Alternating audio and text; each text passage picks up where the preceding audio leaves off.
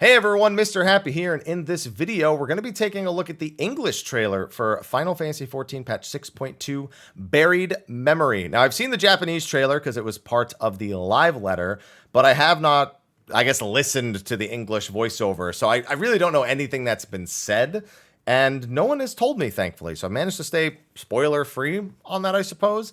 Now, I will say this. I have heard that the audio mixing on this trailer is not great. I hear the voices are super low. So I had my Twitch channel help me with the mixing, and everybody gave me a thumbs up. So if the audio is screwed up or it's not to your satisfaction, it is A, the mixing of the video's fault, and B, Twitch chat's fault. So I want you to keep that in mind as you're watching the early section of this video. We're going to watch it through once, and then I'm going to just pick it apart and see if I can find anything that is of interest to me. So with that, let's get started. I like how they started with Island Sanctuary. And it shone its warmth upon creation. It is very low. I barely even understand. Hold on. I gotta go back. I barely even understood what she said. There was once light here, and it shone its warmth upon creation. Okay, so talking about the 13th, this is probably the Reaper woman that I saw in the Japanese trailer. The lands were green and the seas were blue. Life flourished. Okay. Yeah, it's almost certainly the Reaper that I saw in the Japanese trailer. This is where I belong. My home. There she is. This endless darkness you call the void. I'm so excited for that. This is such a great section of the trailer, too. Hello, Mylon. Death doesn't exist in this world.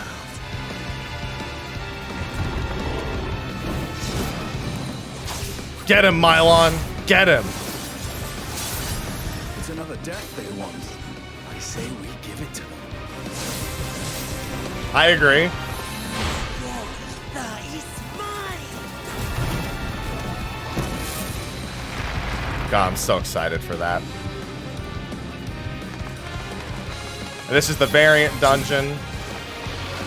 Ah, that's a mount. I still think that's a Sildian princess. Steps of Faith. I keep calling it Final Steps of Faith for some reason. I, the crystal, which showed the way to Meteon. Why do you have it, Ishtola? And who better to bear Heideling's gift than her chosen champion? Yeah. Give it to me. I am here. Finally here. And I will find you. Hello, Sister. Varshan. You're not the only ones who can ride the wind. I love it. Then go and impress upon these interlopers the futility of defiance.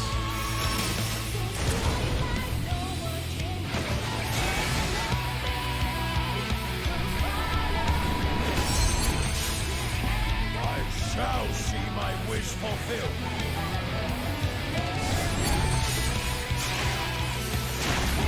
Let's sink sorrow into your heart.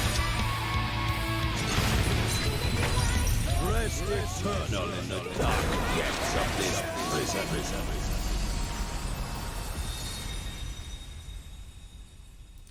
That is such a good trailer.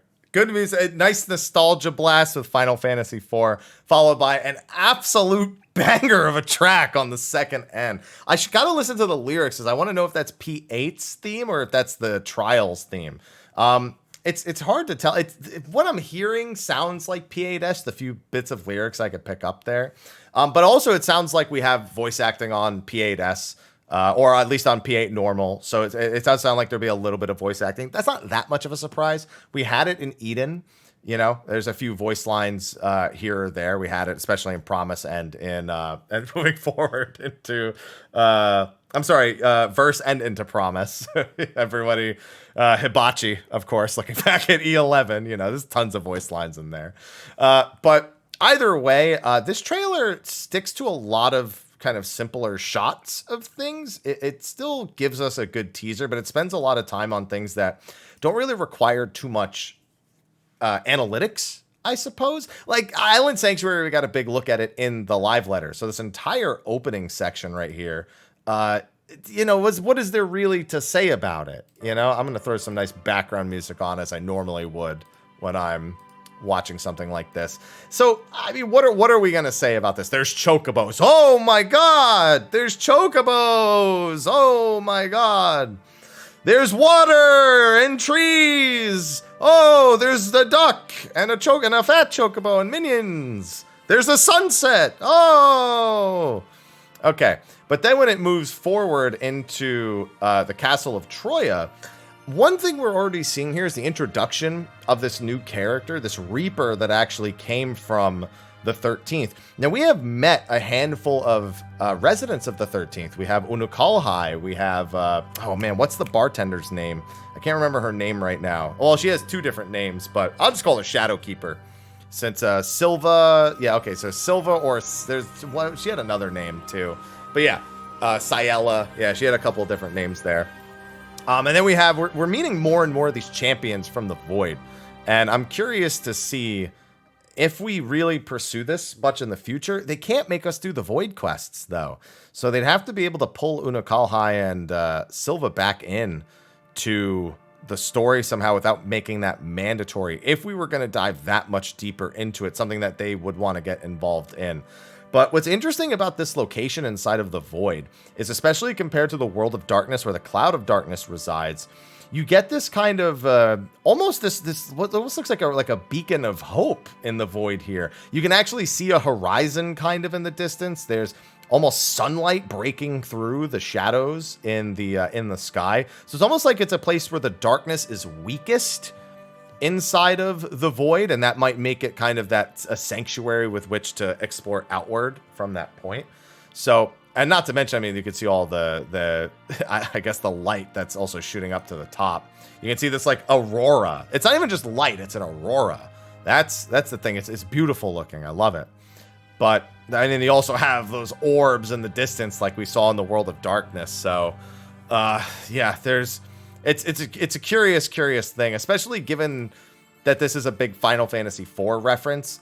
There's been so many parallels drawn to 4 without being as direct, but this one's a very, very direct one, especially with the fact that Scarmiglione looks to be the final boss inside of the dungeon in particular.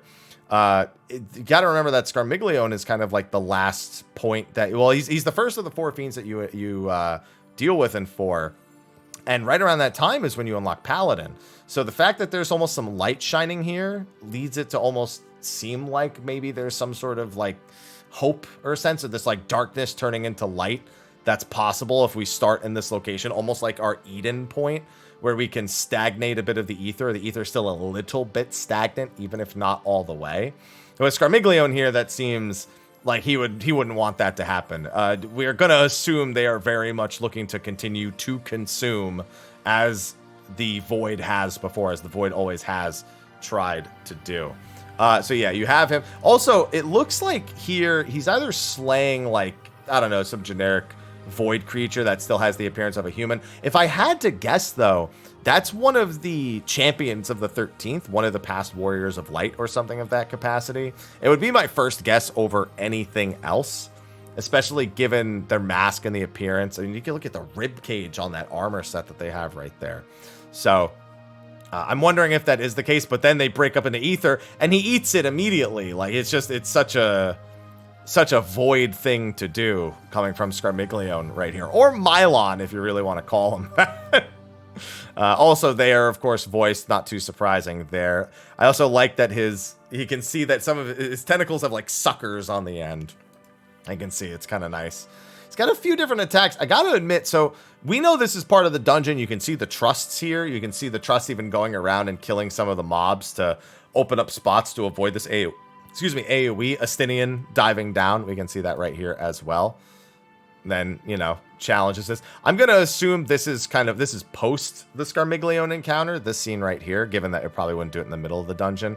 So more of, I guess we might see the other fiends in this scene right here, and he's, you know, looking for that. Either that or it's the scene that we saw earlier where he was on the back of, I'm not going to say a dragon. I think that might have been Asdaya he was on the back of, because it looked a little chunky to be Varshan, and we know Vritra is probably not coming through the portal as a whole, and didn't really look like Vritra's back.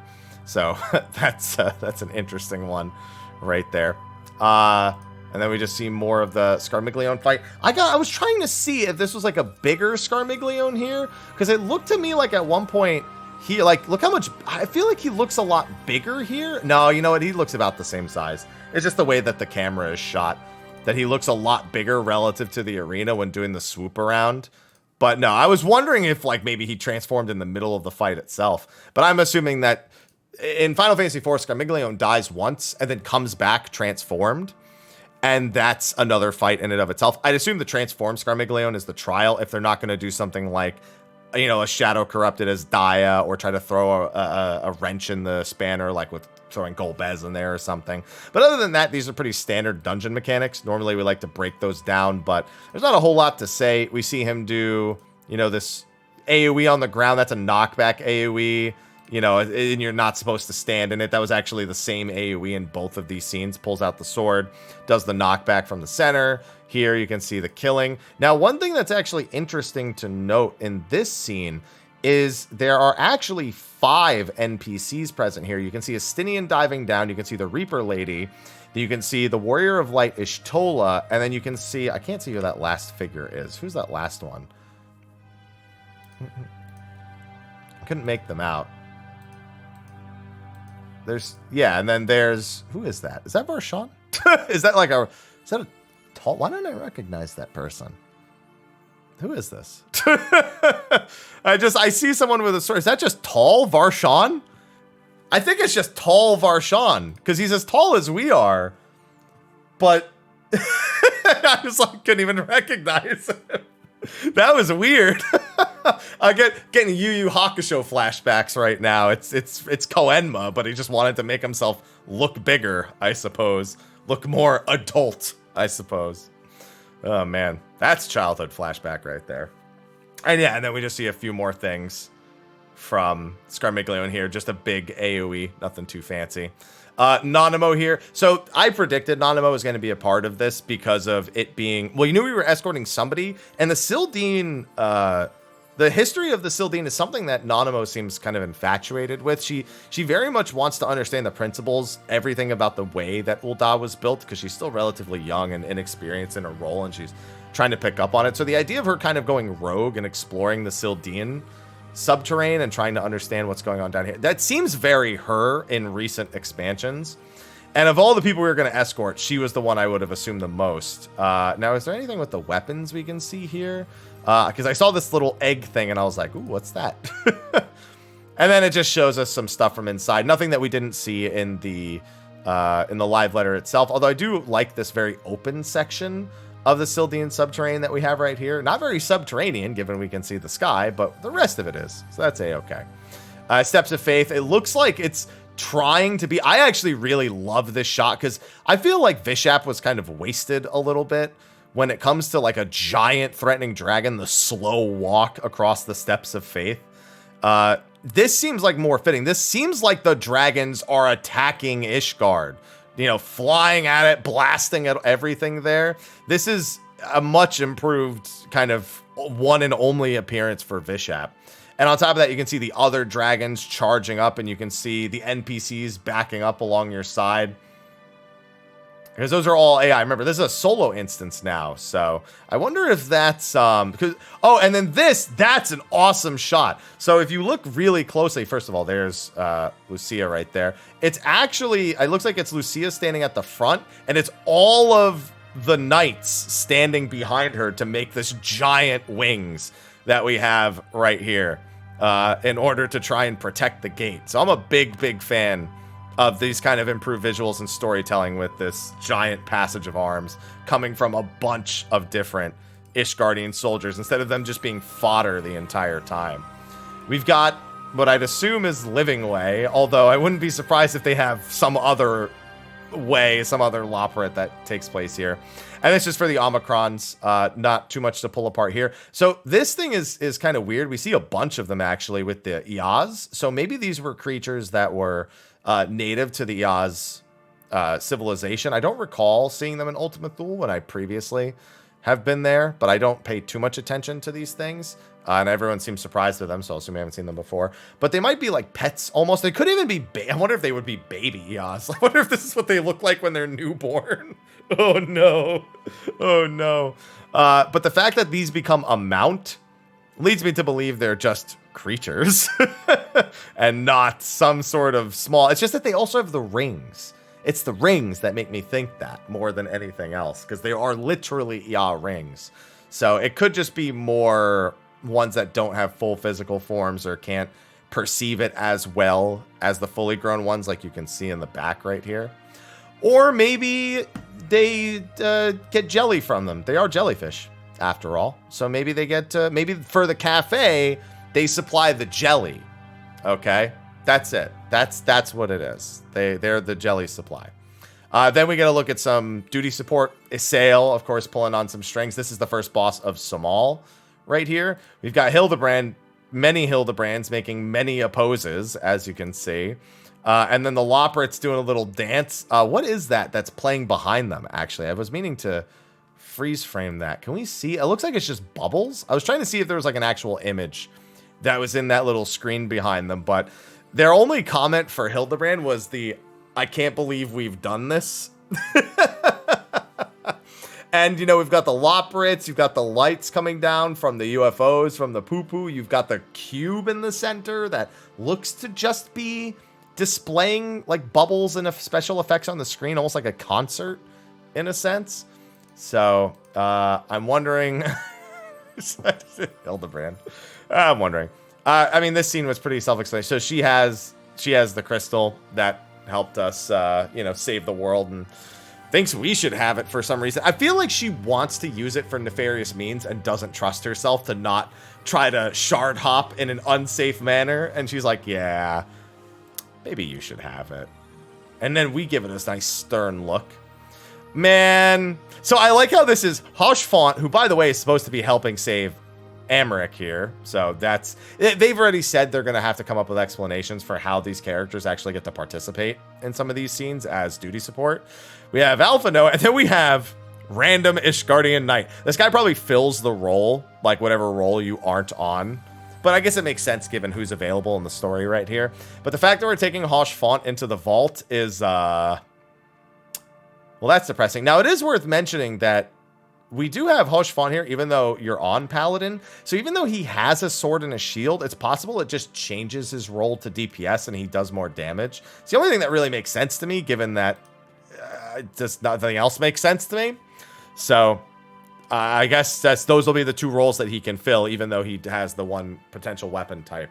So I don't think it's going to be as in-depth as something like Graha, where his weapon fully changes and his kind of playstyle changes. I think it's just whether or not he deals more or less damage is probably the same. He's in Sword Oath. There you go. Yeah, he's a Sword Oath Paladin or Shield Oath Paladin. There you go. Perfect. We get another shot here of the Void. This is very similar to where we saw the Xenos avatar in the previous patch. And we do also have a statue here of a broken statue with the arm disconnected, and yet, oh, the sword is keeping it in place. That's what's doing it. Yeah, we have another, what looks to be a civilization. I'm trying to see, is this a town from Final Fantasy IV? There's, you know, that's doing Passage of Arms. It's probably one of the old Warriors of Light, but I can't tell from this angle if this is another Final Fantasy IV reference or not. I guess there's only one city. Looking at the structure of the buildings. Oh, what's the name of the, I think it's one of the desert towns that has buildings that kind of look like this in Final Fantasy IV. I can't remember the name. I have a feeling a lot. Yeah, maybe Eblin? This could be Eblin. That would make sense. I have a feeling it's another Final Fantasy IV town. I have a feeling they're going to be doing that a lot with the Void. And it's not just going to be Troya. There's going to be other ones as well. I assume this is at the end of either the MSQ, like this is at the very end, teasing what's coming next with the fiends, or something of that capacity. There's also these little light runes almost here surrounding the statue here. Yeah, it could be Damsian, it could be Eblin, it could be... No, it's specific building type in the back. I need to play... I'm about to play through Final Fantasy IV again. I'll remember soon enough. But the building type, it seems familiar to me from something from Final Fantasy IV. I just...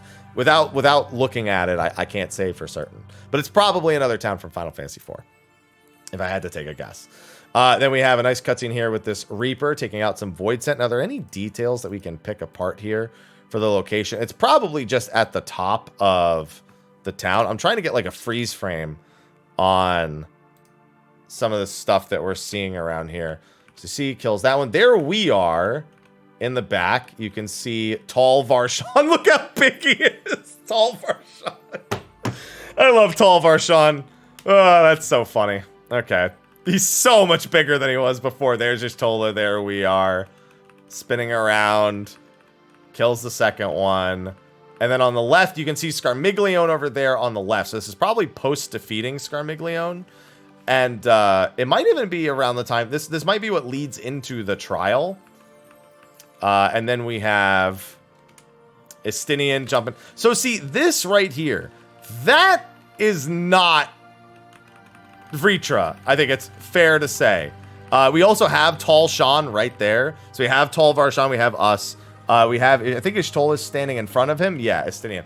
So there, I'm curious if this is something to do with the new Reaper, because the Reaper's not here. I don't think it's her Void Scent. That would be insane. But I guess it's possible that that's her Void Scent, this amalgamation that we have in the sky right here. But it's not even like moving at all. It's not like flat. Well, it is moving a little bit. I mean, oh no, the Reaper is the Reaper. Oh, the Reaper was in the front. I couldn't see. Okay, good thing I did the freeze frame a little bit later. There's no way that's the Void Scent. I'm willing to bet this is Azdia before I assume anything else. It's just, I'm hard pressed to imagine it being anything but that.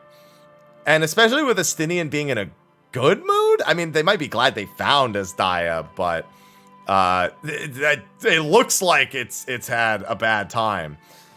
Unless they're just, they hitched a ride on another Void Scent and it doesn't know. I guess that's a possibility as well. Oh boy. What a time. Yeah, I think the big thing... Okay, hold on. We went through a bunch of scenes there.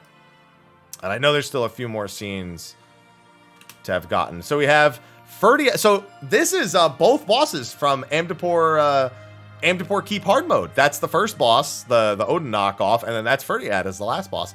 I don't remember. I don't think we didn't slay Ferdiad with the void with the stone in the Void series. So yeah, it would make sense that he's still alive and he's back here in the Void itself. It's Diablos who really shouldn't be around given what we did to them, unless there's more Diablos out there and it's more of a subset. We also still are with the stuff we learned in Bojda. We're still not 100% sure exactly how the hierarchy of Void Scent are handled, and if there are multiple Diablos or multiple this. We seem to be implied that there's only one of these really high-ranking Void Scent, and that they do not have like multiples, but it would make sense for Ferdiad and the other one to be here, just because of that. Also, Varshan as a DPS has a spear.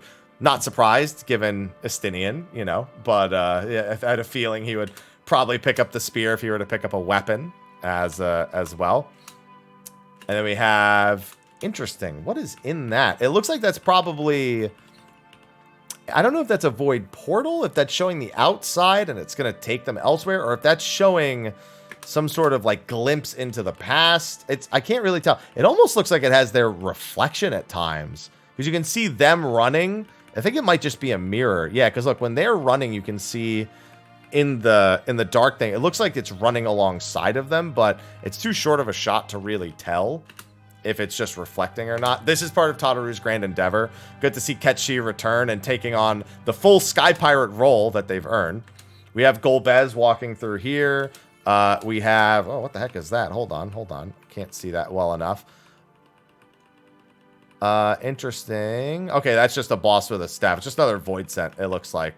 I was trying to get this still. There you go. Just wanted to see if it was a void scent we could recognize of any capacity right here. But it just looks like it's some sort of black mage void scent. Probably another one of the heroes. Oh, you know what? Is that? Oh, you know who that is? That's the, I think, is that the person? Yeah, that's the person Scarmiglione killed earlier, I think. If not, it's very similar. The majority of the armor is the same. The mask is a tiny bit different. I think the mask, the other one, it was pointing upwards, but these ones are pointing downwards. But yeah, that seems to be who it is. Scarmiglione. And this is also, we see Scarmiglione in this room. Yeah, no, it's the same. Okay, I just wanted to go back and double check the hood here. So yeah, that's who Scarmiglione kills earlier in the trailer. Okay. Then with that, we have this scene looks like jumping at Scarmiglione.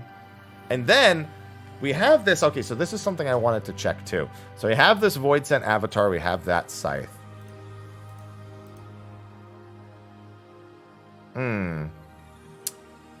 These two sides are a little different. I wanted to see if their sides were the same.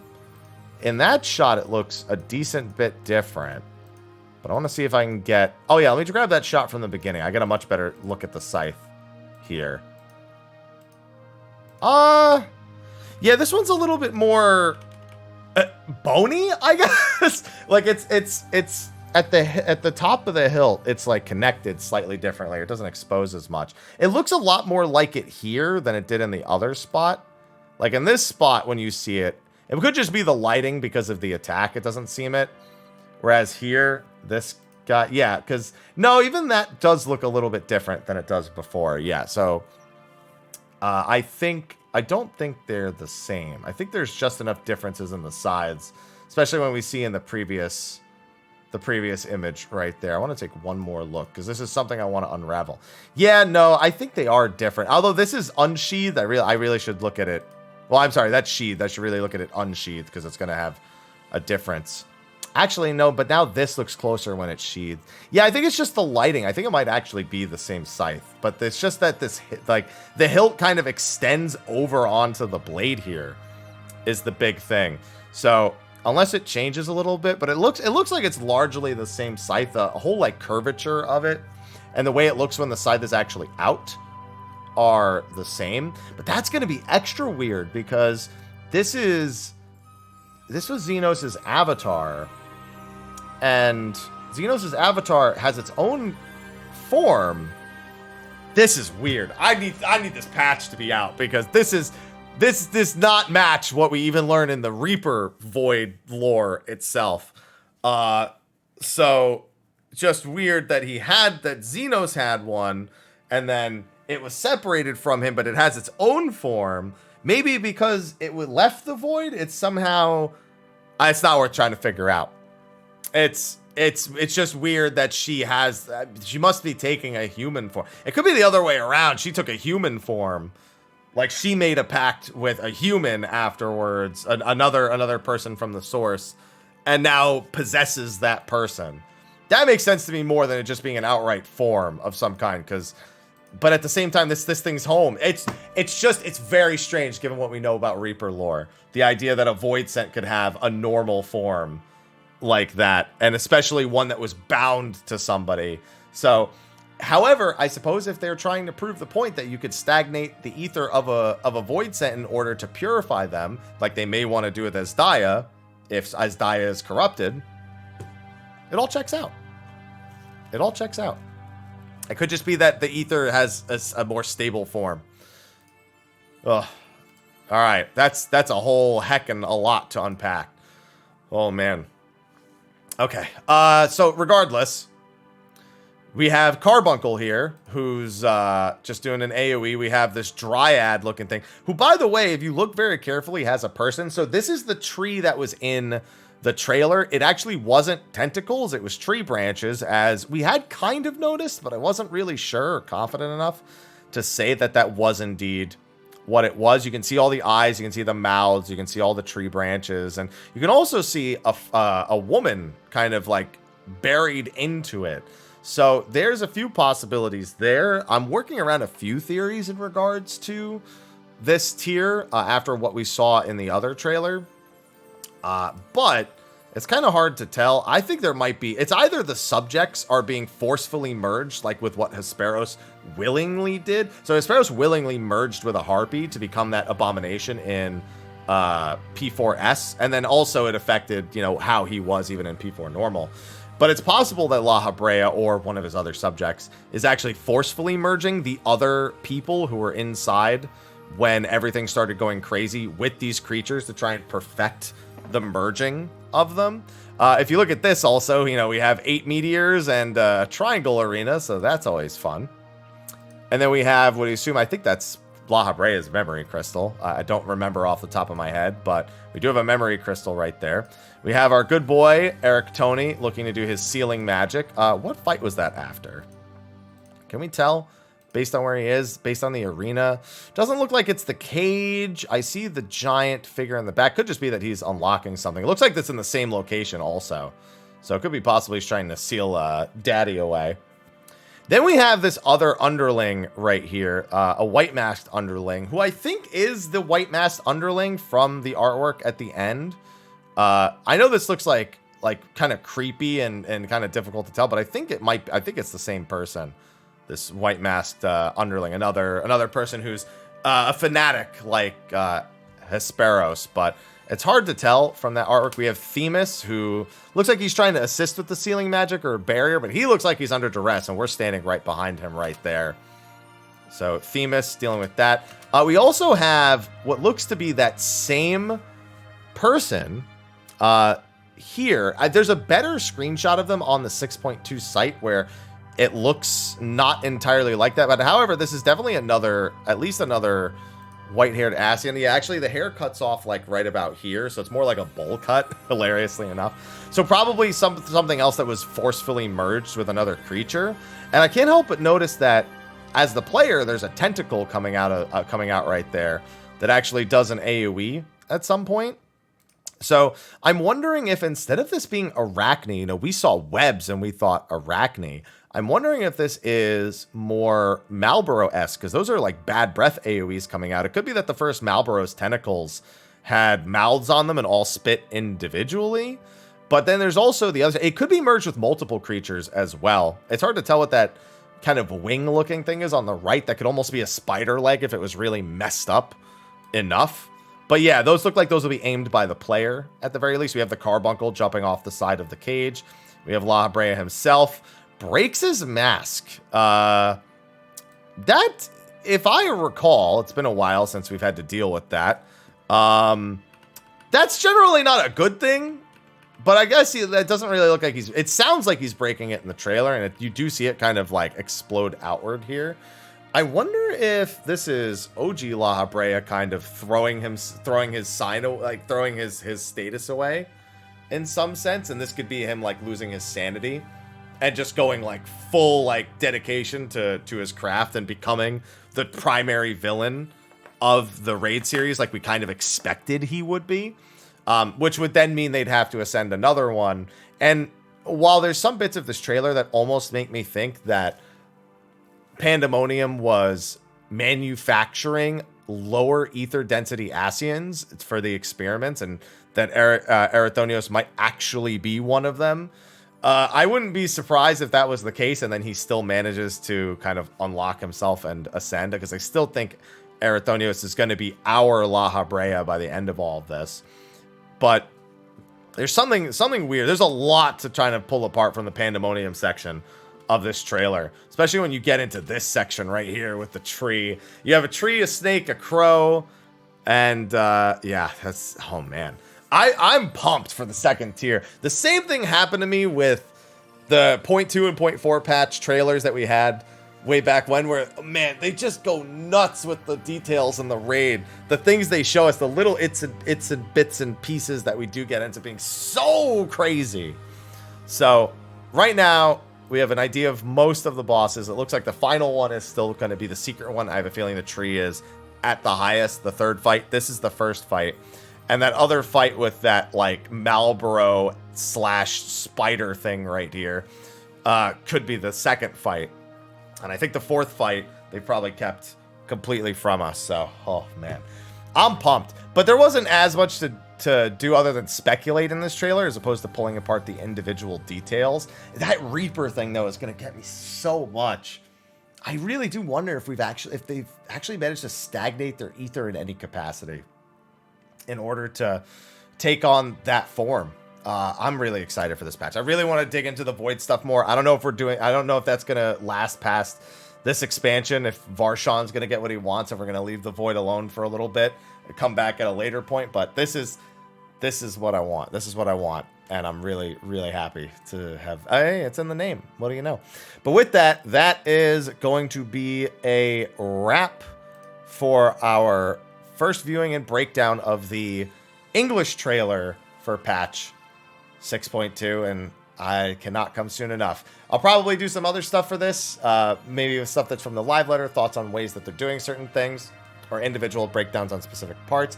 And we'll, of course, have patch notes, State of the Realm, weekly Q&A, the usual, the stuff that you've come to expect on the channel. But please look forward to it. Thanks for watching on YouTube. Twitch will get back to our regularly scheduled broadcast. But over on YouTube, I'll see you all in the next one. Until then, take care.